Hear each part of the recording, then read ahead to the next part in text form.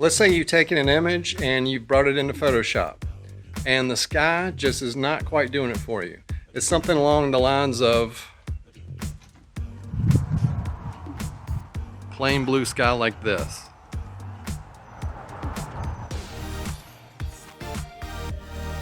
Now what if I told you that there's a plug-in you can use in Photoshop to change that sky to something maybe a little moodier?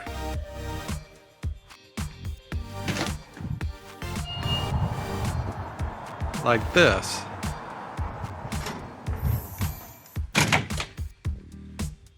And what if you could do that in really just a few clicks without having to do a lot of complicated masking?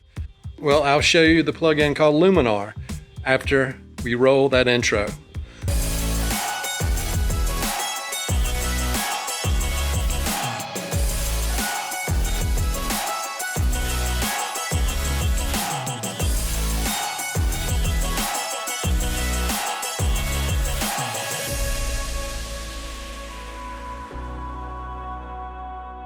Hey, this isn't a paid endorsement for this company's software, but I happened on it a couple weeks ago and it blew my mind.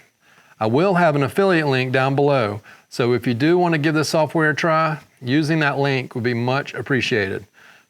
Times are tough out here these days. Anyway, all right, a quick backstory. So before everything went to hell, I had a commercial shoot that was outdoors. The weather wasn't great. In fact, it was raining for most of the time we were trying to get stuff done. And so after I delivered the files, my client asked me if I could turn some of the images into something that might have been captured during a sunny or partly cloudy day. That's no problem. You switch out the sky, adjust some contrast, and maybe add some angled light and warm the images a little. Well, the backdrop for these images is a racetrack with bleachers and fencing and just a lot of things that make a sky swap a lot more difficult than it would be if you just had a smooth or even horizon. So swapping these skies correctly took a while. Enough time that when I saw a video about this software, I had to give it a look. What I saw looked too good to be true, frankly. But fresh off retouching those images, I downloaded it and gave it a try. And let me tell you, I could have saved myself a lot of time. Speaking of time, enough of this, and let me show you what I'm talking about. Okay, before I jump straight into that example that I mentioned in the opening there, I was going to do two other quick examples with this software. So this first picture we have here is taken from the Top of the Rock lookout in New York City, and I took this a couple years ago. So we've got a pretty clear horizon with the Eiffel Tower being the only obstacle here, but still you got this, I guess, antenna going up. That can make things a little more complicated than usual. When you're dropping in the sky, you would have to go in there and mask that out for sure. All right, so let's go in here to underneath Skylum software and we'll open up Luminar.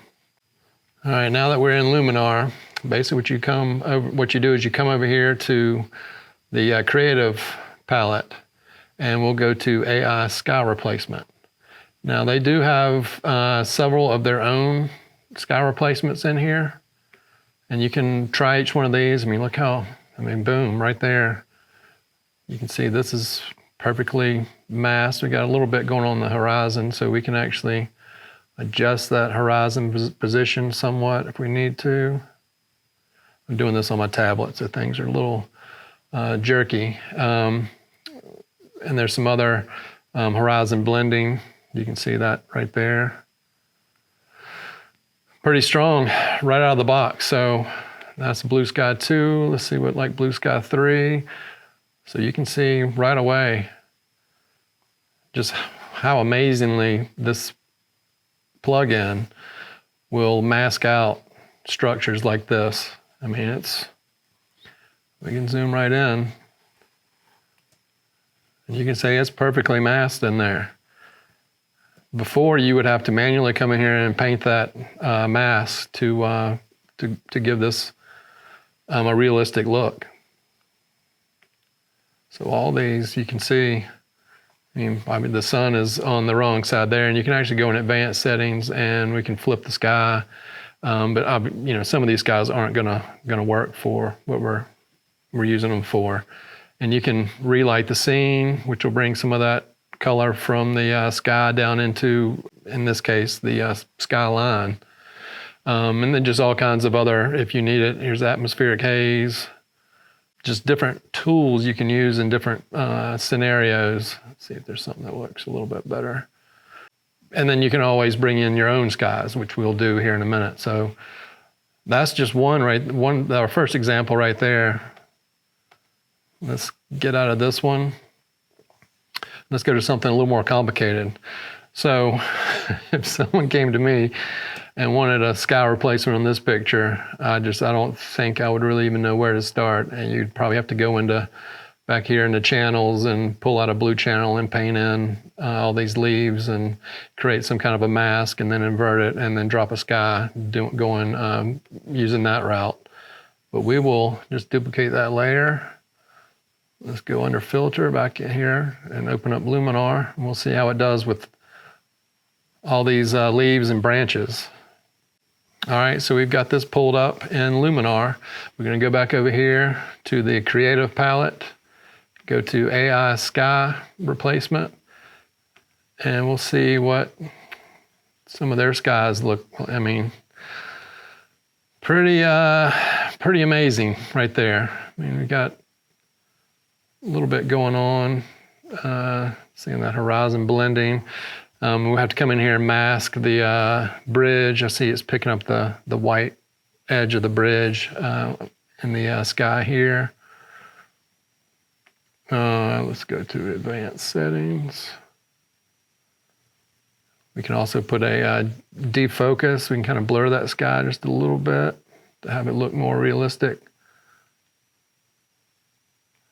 And sliding that took care of a little bit of what we had going on in this area. So that's looking pretty good. To mask, we can go here to edit mask, brush, and then we'll go up here where you can add to the mask or erase. And we're obviously going to erase. I'm doing this quickly too, just for the sake of this video. And you can see I'm just painting here and bringing this bridge back into the image.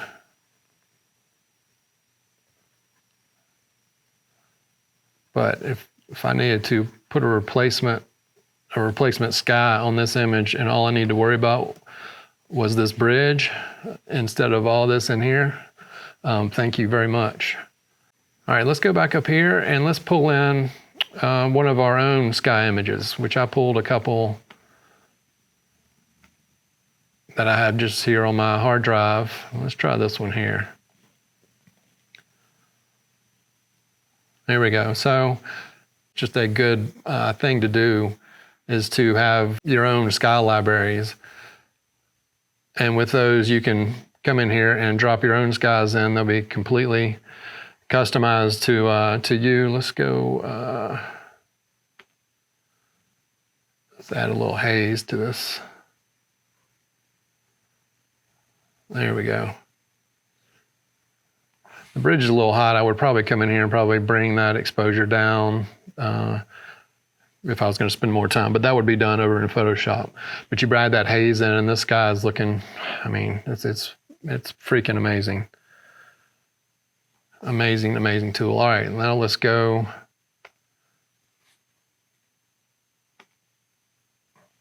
Let's go to one of the images that I mentioned in the beginning. So this is what I delivered to my client. And you can see this was my sky replacement here.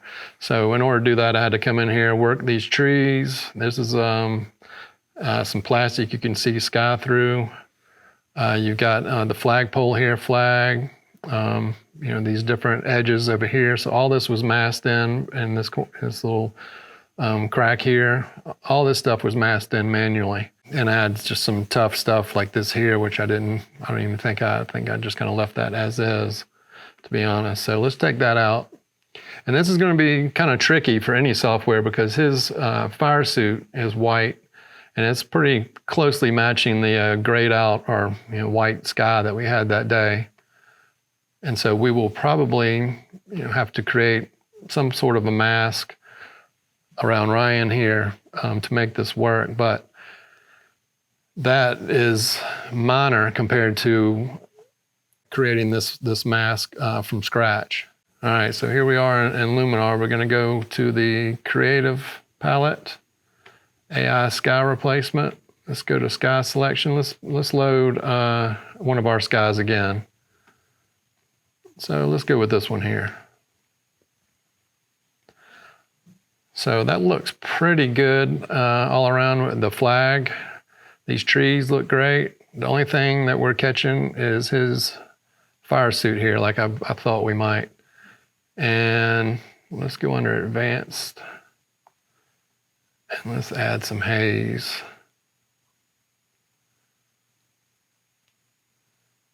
So that's already kind of helping just based off the lighting that we had here. I'm gonna bring this down so we're not relighting the scene too much. But everything else really looks great. So let's go in here. We'll just quickly, once again, I'm doing this for the sake of this video. We're gonna go to Erase. And you can obviously spend more time on here and refine these masks, which will make them look even better.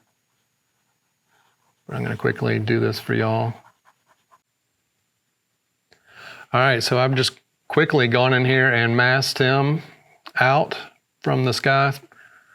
And you can see it's pretty amazing. And that took really just a couple of minutes, where before it probably took me 30 minutes to an hour to get him to where he, or just to get what this frame was looking deliverable. And we're seeing just a couple of little spots here and there, but we'll save that. We'll apply that. I think that took all of like 3 minutes. All right, so we're back in Photoshop now. This is the luminar layer. Let me turn that off. This is where we began. This is the luminar layer. Very impressive. And then this is what I did manually before for delivery. So that's luminar. That's probably manually, and that probably took, I would say probably 45 minutes to an hour. And then this was probably 5 minutes using the luminar plugin. Pretty amazing. So I can safely say that I don't think I'm going to do any sky replacements in the future without using this plugin first. It is such a time saver, and it was just something that once I used it, I was compelled to make a video and show how strong this tool is. And especially because I had seen videos online and it just looked too good to be true. A lot of things are set up for these types of plugins that are perfect scenarios, and when you download them and apply them to your own work, they usually are a little wanky and don't really show the results that you have seen online. But sometimes, like you said, you have to work with a little bit of masking. Most of the time, it does a pretty good job just using the sliders here that come in the software. So just wanted to jump on, make this quick video for y'all. If you got any more questions or comments, please feel free to leave them down below. If you learned something from this video or enjoyed it in any manner, please give me that thumbs up. If you haven't already, hit that subscribe button down there.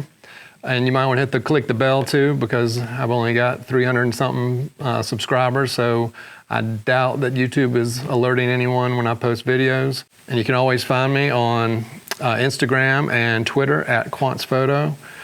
Stay safe and healthy out there, and I'll try to be here in the next one.